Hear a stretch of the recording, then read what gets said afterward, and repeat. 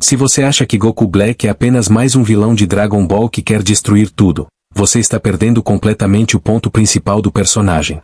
Esse cara não é mau apenas por ser mau. Ele é, na verdade, um dos antagonistas filosoficamente mais complexos da história dos animes, e a maioria das pessoas ignora completamente o que o torna aterrorizante. Goku Black representa algo muito mais sombrio do que os vilões sedentos por poder que estamos acostumados a ver.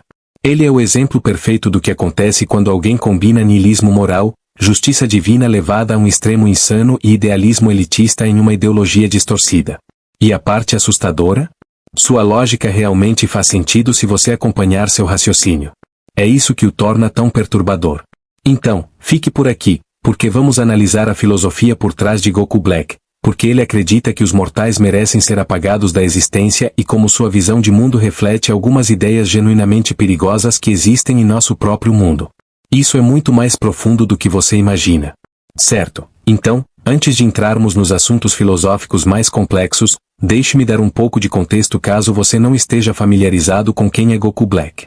Em Dragon Ball Super, conhecemos esse personagem que se parece exatamente com Goku, mas com um lado mais sombrio. Ele está viajando por diferentes linhas do tempo destruindo tudo, matando deuses e dizimando populações inteiras de mortais. A princípio, todos pensam que ele é apenas Goku que, de alguma forma, se tornou malvado. Mas então descobrimos a verdade. Goku Black é, na verdade, Zamasu, um aprendiz de Supremo Kai do Universo 10, que roubou o corpo de Goku usando as super esferas do dragão. Zamasu era um ser divino com a missão de observar e guiar os mortais. Mas, em algum momento, ele ficou completamente enojado com a vida mortal. Ele viu toda a violência, as guerras, a destruição causada pelos mortais e decidiu que a única solução era a extinção total. Agora, é aqui que a coisa fica interessante do ponto de vista filosófico. Zamasu não acordou um dia e decidiu ser malvado. Ele passou por toda essa transformação ideológica que, na verdade, é bastante lógica se você acompanhar seu processo de pensamento passo a passo. E é isso que precisamos entender para realmente compreender o que Goku Black representa. Vamos começar com o aspecto do niilismo moral. O niilismo moral é uma posição filosófica que afirma que não existem verdades morais objetivas. Nada é inerentemente bom ou mal. Todas as regras morais que temos, todas as coisas que dizemos ser certas ou erradas, são apenas invenções dos humanos ou, neste caso, dos mortais. Não são leis universais reais. Zamasu olha para o mundo mortal e vê o caos. Ele vê seres que criam seus próprios sistemas morais, lutam por eles, matam uns aos outros por discordância sobre o que é certo e errado. E de sua perspectiva como um deus, todas essas estruturas morais que os mortais criam são igualmente sem sentido. Por quê? Porque os próprios mortais são falhos, violentos e destrutivos. Como seres falhos podem criar sistemas morais válidos? É aqui que o pensamento de Zamasu começa a espiralar. Ele começa a ver a própria vida mortal como problema. Não apenas suas ações, não apenas sua confusão moral, mas sua própria existência. Se os mortais não existissem, não haveria guerra, violência, sofrimento, caos moral. A solução, em sua mente, torna-se cristalina. Eliminar os mortais completamente. Mas aqui está a parte distorcida. Embora Zamasu rejeite a moralidade mortal como insignificante, ele cria sua própria estrutura moral. E é aqui que entra o ângulo da justiça divina. Ele não se vê fazendo algo maligno. Em sua mente, ele está praticando a justiça perfeita. Justiça divina. O tipo de justiça que apenas um Deus pode realmente entender e executar. Pense em quão perigosa é essa mentalidade. Zamasu se convenceu de que está além dos conceitos mortais de certo e errado. Ele não está sujeito às mesmas regras que se aplicam a todos os outros porque é divino. Ele é especial. Ele é iluminado de uma maneira que os mortais jamais poderiam ser. Então, quando ele decide exterminar toda a vida mortal em todas as linhas do tempo, ele genuinamente acredita que está fazendo a coisa certa. A coisa necessária. A coisa justa. Isso é justiça divina fanática levada ao seu extremo absoluto. Ao longo da história, vimos pessoas e grupos que acreditam estar executando a vontade divina.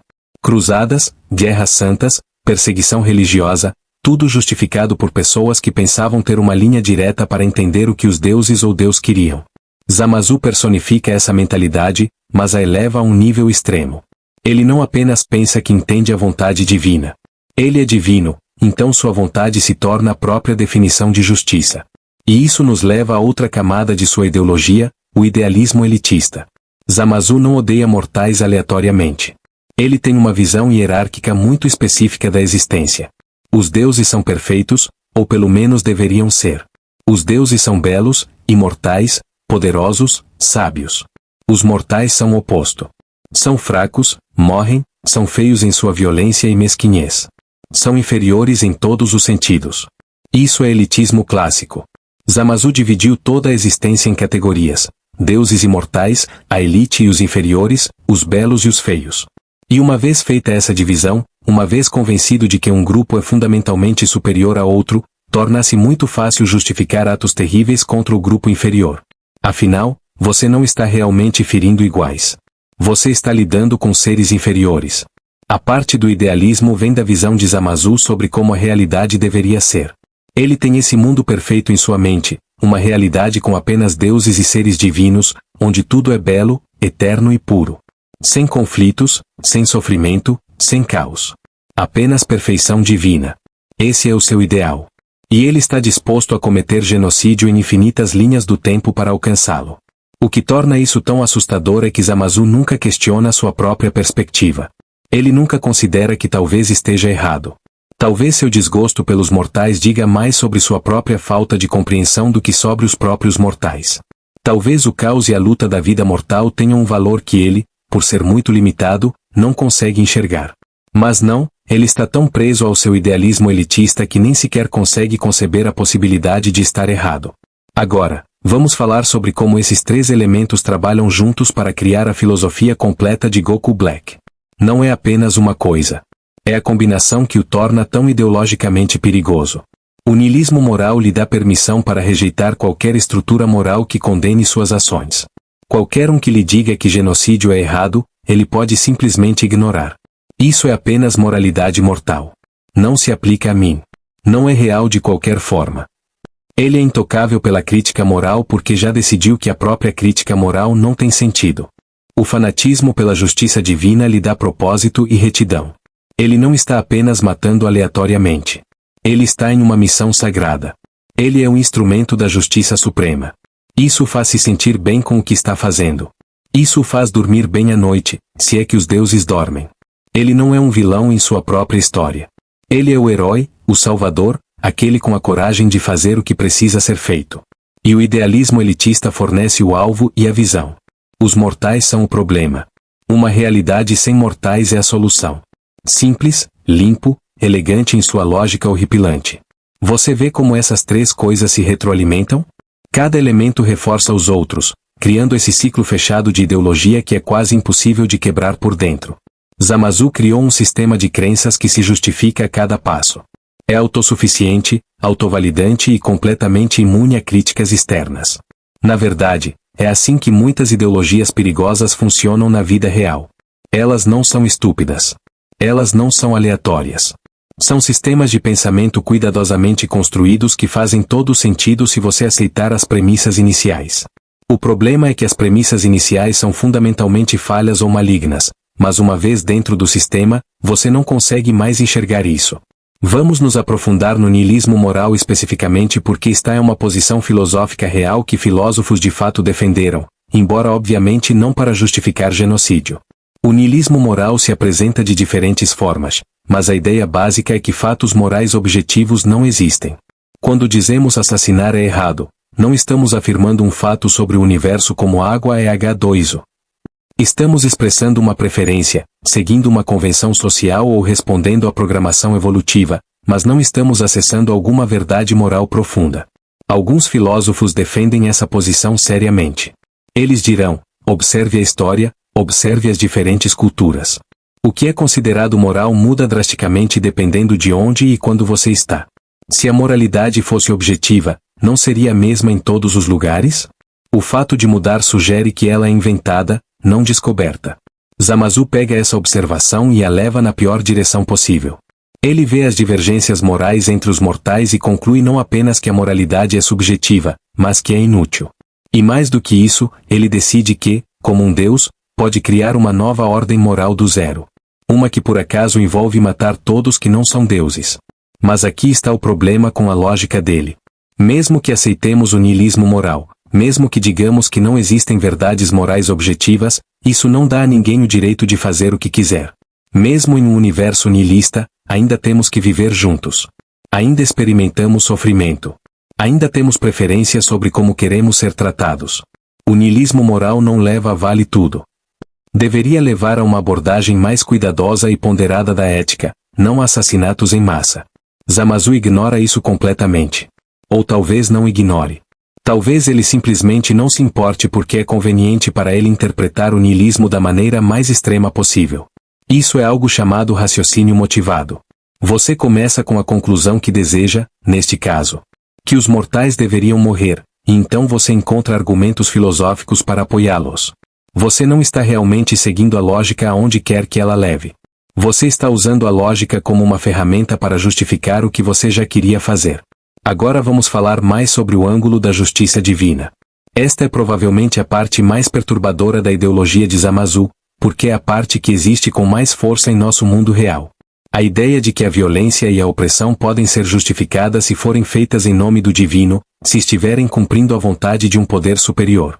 Ao longo da história da humanidade, inúmeras atrocidades foram cometidas por pessoas que genuinamente acreditavam que estavam fazendo a obra de Deus.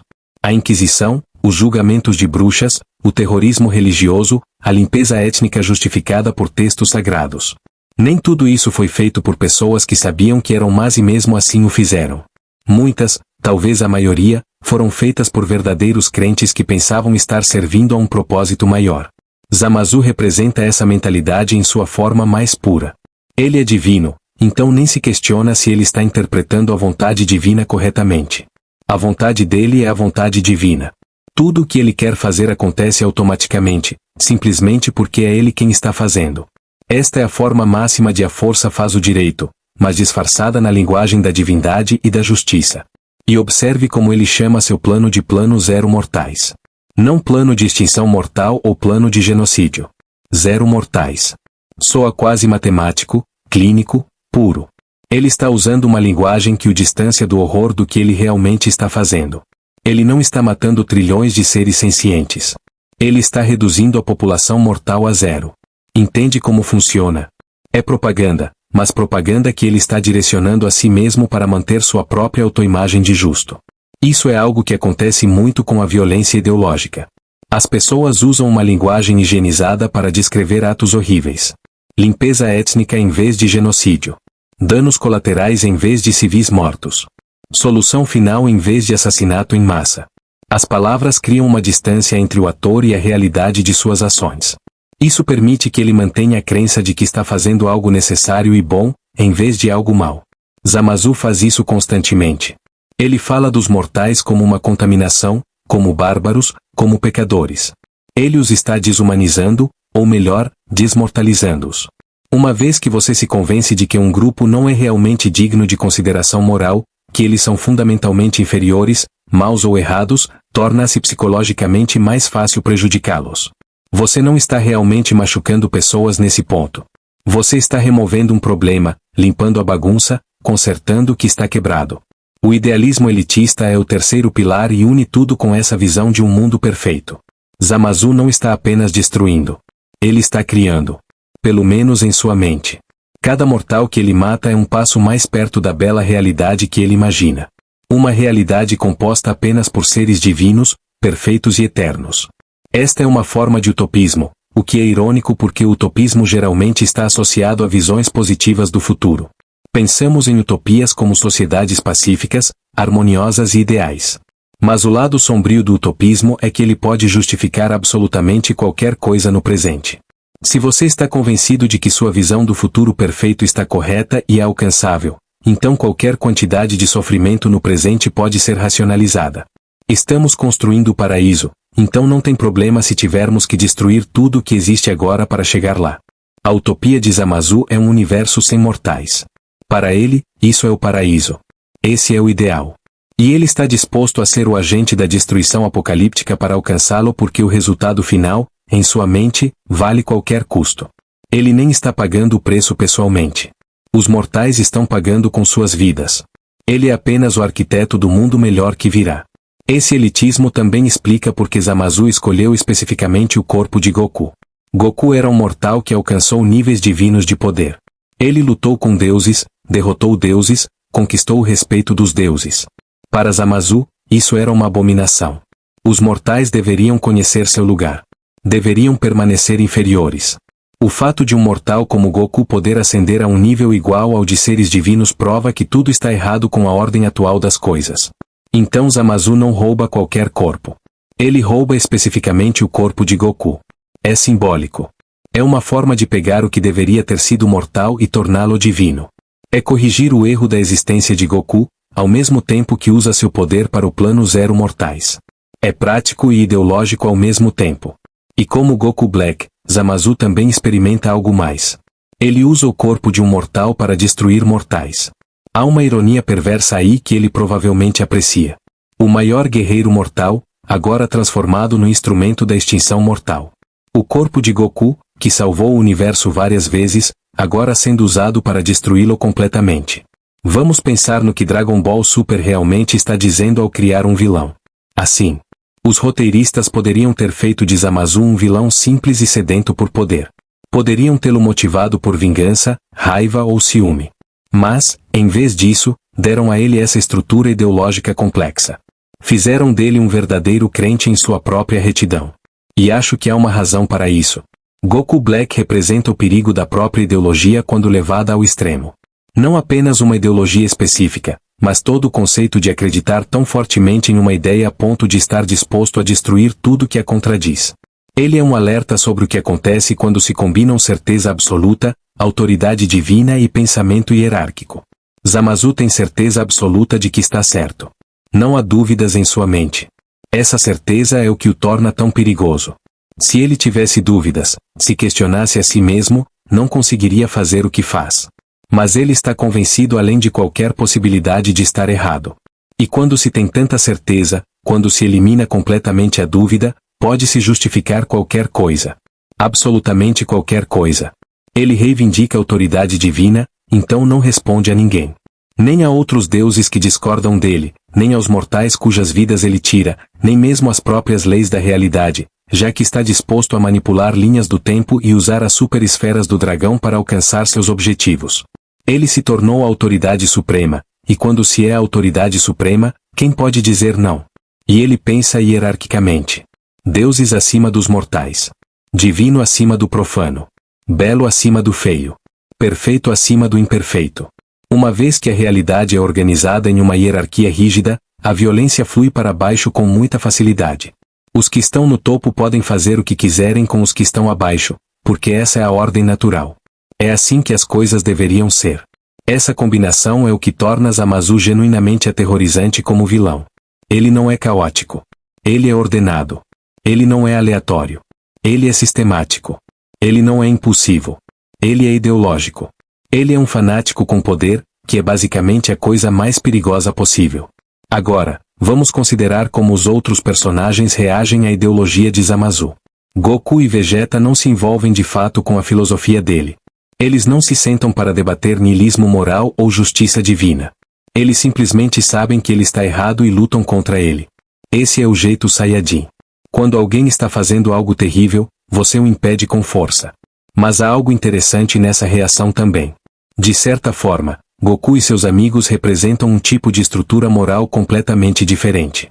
Eles não afirmam ter todas as respostas. Eles não afirmam conhecer a verdade moral objetiva. Eles apenas sabem que a vida tem valor, que as pessoas importam, que você protege os inocentes e impede aqueles que causam danos. É uma moralidade mais simples, mas também mais humilde. Eles não estão tentando refazer o universo de acordo com sua visão de perfeição. Eles estão apenas tentando sobreviver e ajudar os outros a sobreviver. Trunks, em especial, representa esse contraste. Toda a sua linha do tempo foi destruída pelos androides. Ele presenciou sofrimento em nível apocalíptico. Mas ele não reage decidindo que a vida não tem sentido ou que os mortais merecem a extinção. Ele luta para proteger o que restou. Ele viaja no tempo para evitar desastres. Ele se recusa a desistir do valor da vida mortal, mesmo depois de ter visto o pior que os mortais podem fazer uns aos outros. Quando Trunks enfrenta Zamasu, não é apenas uma batalha de poder. É um choque de visões de mundo. Zamasu diz que os mortais não valem nada e devem morrer. Trunks diz que a vida mortal vale a pena lutar, não importa o que. Zamasu diz que está praticando a justiça divina. Trunks diz que justiça significa proteger as pessoas, não destruí-las. Zamasu tem essa grande estrutura ideológica. Trunks apenas tem determinação e amor pelo seu mundo. E no final, alerta de Soiler: se você não assistiu, eles não derrotam Zamasu pela força. O Zeno do futuro precisa apagar toda a linha do tempo para detê-lo. O que é um horror à parte, porque o plano de Zamasu tecnicamente funciona naquela linha do tempo. Ele queria criar uma realidade sem mortais, e Zeno faz exatamente isso apagando tudo. Os heróis escapam para outra linha do tempo, mas essa linha do tempo, essa versão do mundo de Trunks, simplesmente desapareceu. Todos estão mortos. Zamasu venceu, de certa forma. Há algo profundamente perturbador nesse final. Ele sugere que talvez uma ideologia fanática apoiada por poder divino não possa ser derrotada por meios convencionais. Talvez a única solução para alguém que quer destruir tudo seja deixar que tudo seja destruído e recomeçar em outro lugar. Essa é uma mensagem sombria. Mas acho que a verdadeira mensagem é sobre prevenção. Sobre impedir que as pessoas cheguem a esse ponto de certeza fanática em primeiro lugar. Zamasu nem sempre foi assim. Ele começou como um aprendiz comum de Supremo Kai. Ele teve um professor, Govazu, que tentou guiá-lo. Mas o desgosto de Zamasu pelos mortais cresceu cada vez mais, e ninguém realmente abordou isso até que fosse tarde demais. Govazu mostrou Zamasu e mortais no planeta bárbaro primitivo cometendo violência, e em vez de contextualizar ou explicar isso. Ao planejar a complexidade do desenvolvimento mortal, ele simplesmente deixou os preconceitos de Zamasu se solidificarem. Isso é uma falha na educação, na orientação. Se alguém tivesse realmente desafiado o pensamento de Zamasu desde cedo, se alguém o tivesse ajudado a ver os mortais de forma diferente, talvez nada disso tivesse acontecido. Isso também é relevante para a forma como ideologias perigosas se espalham no mundo real. As pessoas geralmente não se tornam extremistas da noite para o dia. É um processo gradual. E em muitos pontos ao longo desse processo, a intervenção é possível. Alguém pode desafiar o pensamento, oferecer perspectivas diferentes, mostrar empatia e compreensão, ao mesmo tempo que se opõe firmemente a ideias prejudiciais. Mas se ninguém fizer isso, se a ideologia for permitida crescer sem controle, eventualmente você terá alguém inalcançável, alguém que foi longe demais no caminho para voltar. Zamasu chegou a esse ponto. Quando o encontramos como Goku Black, ele já está perdido. Sua ideologia está muito arraigada. Seu comprometimento com o plano Zero Mortais é absoluto. Não há como discutir com ele, convencê-lo, não há arco de redenção. Ele se tornou sua ideologia. Não restou nada além do sistema de crenças e da determinação de executá-lo. É isso que o torna um vilão tão grandioso, mas também um personagem tão trágico. Porque em algum lugar dentro dele havia um ser que poderia ter escolhido diferente. Que poderia ter aprendido empatia pelos mortais em vez de desprezo. Que poderia ter usado seu poder divino para ajudar em vez de destruir. Mas ele fez escolhas diferentes a cada passo, e essas escolhas o transformaram em um monstro. O niilismo moral lhe dizia que os valores mortais não importam. O fanatismo pela justiça divina lhe dizia que ele tinha o direito e o dever de agir. O idealismo elitista lhe deu uma visão que valia qualquer custo. Juntos, esses três elementos criaram a tempestade perfeita de genocídio autojustificado. E o que é realmente assustador? Sua lógica é consistente. Se você aceitar suas premissas, suas conclusões seguem logicamente. É isso que torna os vilões ideológicos mais assustadores do que os simplesmente maus. O mal simples é aleatório, sem sentido, fácil de condenar.